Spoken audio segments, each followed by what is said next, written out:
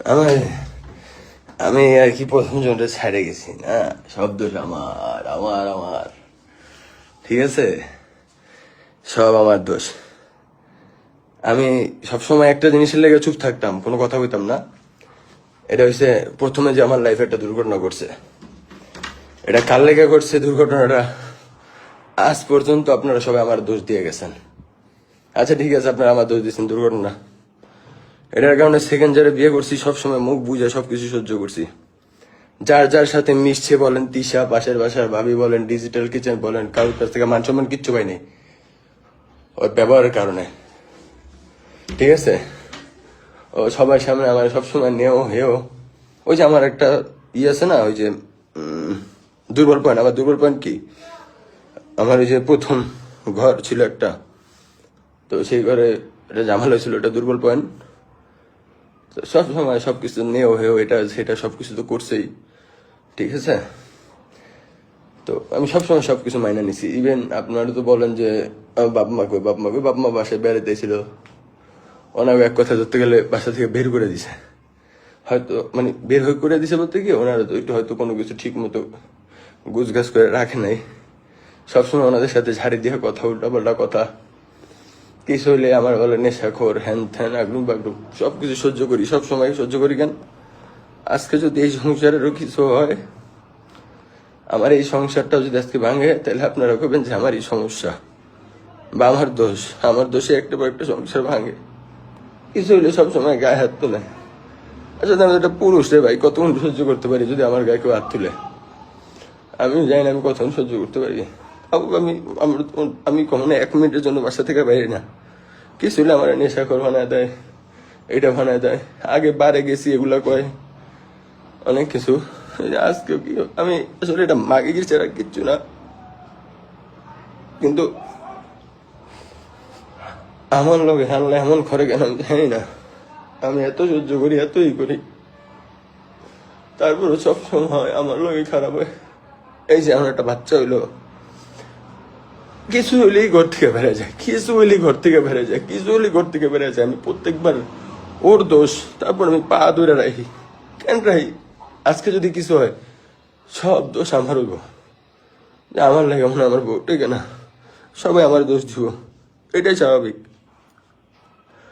আমি যে কেন আবার বিয়ে করছি, আর মুখের ভাষা কেমন হইতে পারে সেটা তো আপনারা জানেনই, কারণ এর আগে আপনারা লাইভে তো দেখছেন এর মুখের ভাষা কেমন।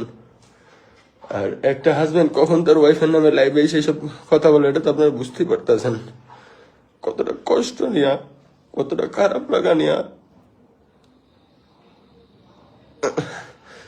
আপনাদের সামনে কথাগুলো বলতেছে। সবসময় আমার সাথে গ্যাস গ্যাস ব্যাস ব্যাস, আমার এটা মানে ঠাকুরের মতো ব্যবহার করে। আমার না কোনো একটা কাজ করতে দেয় না, কিছু হলে ঝগড়া করে, উল্টাপাল্টা কথা, মন মানসিকতা কিচ্ছু না। অনেক কিছু, ধরেন তাল দিয়ে তিল একটা ঝাড়ি দিলাম, এই জিনিসটা এমনি করছো কেন, ঘর থেকে বেড়ে যায়, পাও ধরে ঘরে ঢুকান লাগে, একটা এটা করে পাও ধরে ঘরে ঢুকান লাগে। আমি আর পারতেছি না, আমার এই একটু আমার গায়ে হাত দিয়ে আমি কখন একটা ঝাড়ি দিতে পারি না, কিচ্ছু করতে পারি না। আমার গায়ে হাত দিয়ে আমার কি করছে, আমি আমি আমি এত কষ্ট করে এই সংসারটা সাজাইছি, আমার সুন্দর একটা ফিউচার ছিল, আমি এটা নষ্ট করে। দোষ আমারই, কারো দোষ না। আমি খারাপ, আমি খারাপ, তাই আমার লগে তো খারাপ হয়।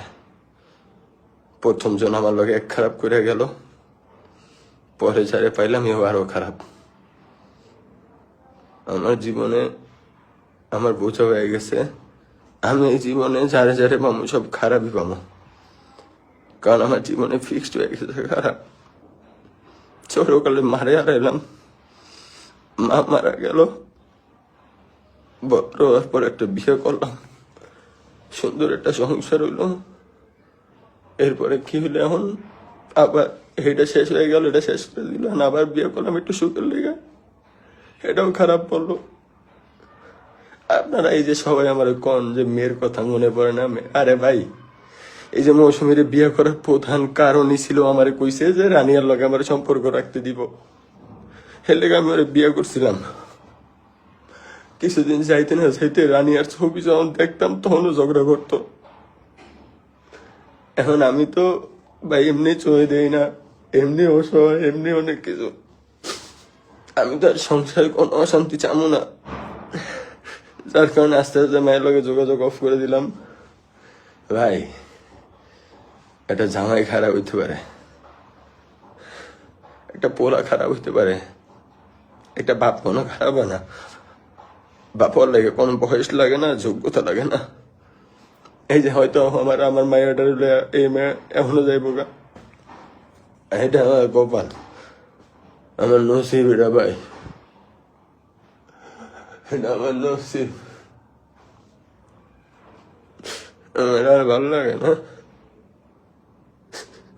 আব্বু আম্মু আইছিল একটু 2 দিনের লেগে বেড়াইতে, এগুলাকে এমন খারাপ ব্যবহার করছে, বেচারারা গেছে গা। যদি আমার বাসায় এরা কখনো বেড়াইতে আসে না, এমন ব্যবহার করছে, তারা গেছে গা বাসা থেকে। আমার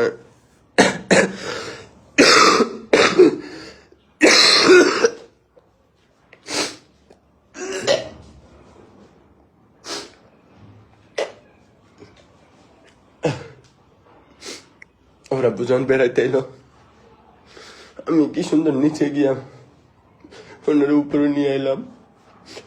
আচ্ছা আপনারা ভাবেন একটা মানুষ কতটা জঘন্য লেভেল হইলে। আমাদের এই বেডরুমে একটাই টিভি, আমাদের এই পুরো ফ্ল্যাটে। আমি আব্বুরে টিভিটা ছেড়ে দিয়েছি যে আব্বু বসে একটা নাটক দেখো। আমার কাছে তোমার কোনো কমন সেন্স নাই? বেডরুমে কি সবাই এলাও পায়? সবারই কি বেডরুমে জায়গা দেওয়া যায়? আর আমার বাপ আইসে এতদিন পর দেশে, একটু বই একটু নাটক দেখতেছে, বেডরুমে কি শুইতেই সেই জায়গায়? কতটা মানে নিকৃষ্ট লেভেলের মন মানসিকতা হলে মানুষ এটা করতে পারে। আসলে এরকম অনেক হাজার অনেক অনেক কিছু আছে, আপনাকে ওগুলা বুঝাইতে পারবো না। পরে কি কমো আর কিছু কর নেই। আর আমি আর বিয়ের সাথে আমার লেগে না অনেক ভুল করে লাইছি। আবার কেউ এটা ভাইবেন না, এই কথাটা মনে রাখেন যে প্রথম জনকে ঠগাইছো না তাই এমন হয়েছে। প্রথম জনকে যে আমি ঠগাইছি, প্রথম জন কখনো কোথাও আপনাদের এটা বলে না, এটা সবসময় মাথায় রাখবেন।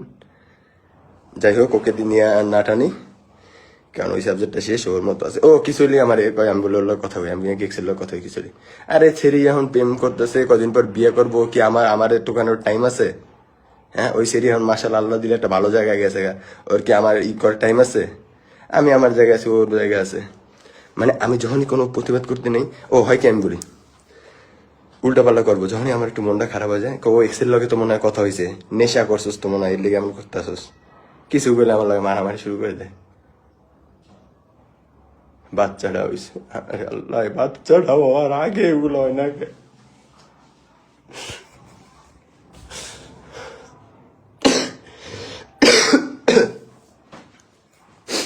এইসব ভালো থাকেন। আমার মনে হয় না আমি আর অনলাইনে আসবো কখনো। বাই।